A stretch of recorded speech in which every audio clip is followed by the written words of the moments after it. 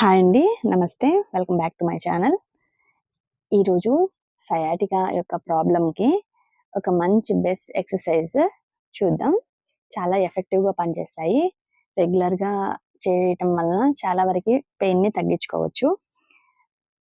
ఒక కాలుని కింద పెట్టి ఇంకొక కాలు మీద వేసి రెండో కాలుని కొంచెం మన వైపుకి లాగుతూ ఉండాలి. ఇలా చేయటం వలన సయాటికా యొక్క నర్వ్ దగ్గర ఉన్న పెయిన్ అయితే రిలీఫ్ ఉంటుంది. తర్వాత కాళ్ళని ఇట్లా మోకాళ్ళ దాకా ఉంచి పైకి లిఫ్ట్ చేస్తూ ఉండాలి. చేతులతో మడాలను పట్టుకుంటూ ఉండాలి. తర్వాత ఒక లెగ్ కింద పెట్టి ఇంకొక లెగ్ మన వైపు ప్రెస్ చేస్తూ ఉండాలి. చాలా స్లోగా చేయాలి. ఏమాత్రం ఫోర్స్ చేయకూడదు.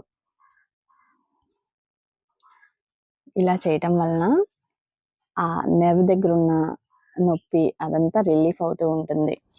ఈ ఎక్సర్సైజ్లు రెగ్యులర్గా చేయటం వలన మనకి ఉన్న సయాటికా నొప్పి చాలా వరకు రిలీఫ్ ఉంటుంది. ఒక్కరోజు చేస్తే ఏమాత్రం రిలీఫ్ ఉండదు. మినిమం 1 వీక్ చేస్తే మంచి రిలీఫ్ అనిపిస్తుంది. ఇలా బ్రిడ్జ్ పోజ్ పెట్టాలి. కాళ్ళ నుంచి చేతులతో కాలి మడాల దగ్గర పట్టుకుంటూ ఉండాలి. స్లోగా చేయాలి.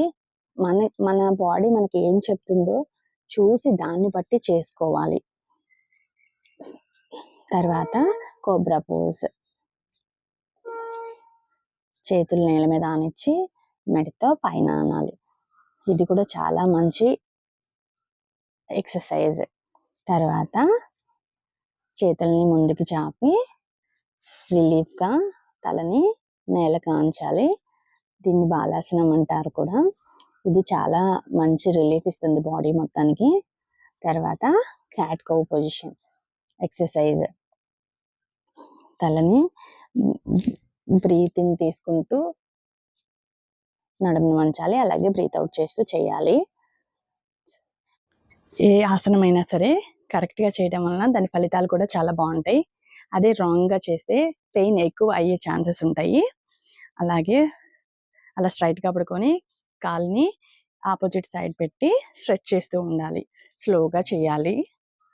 సేమ్ అట్లాగే ఆపోజిట్ లెగ్తో చేయాలి. ఇది కూడా చాలా రిలీఫ్ ఉంటుంది.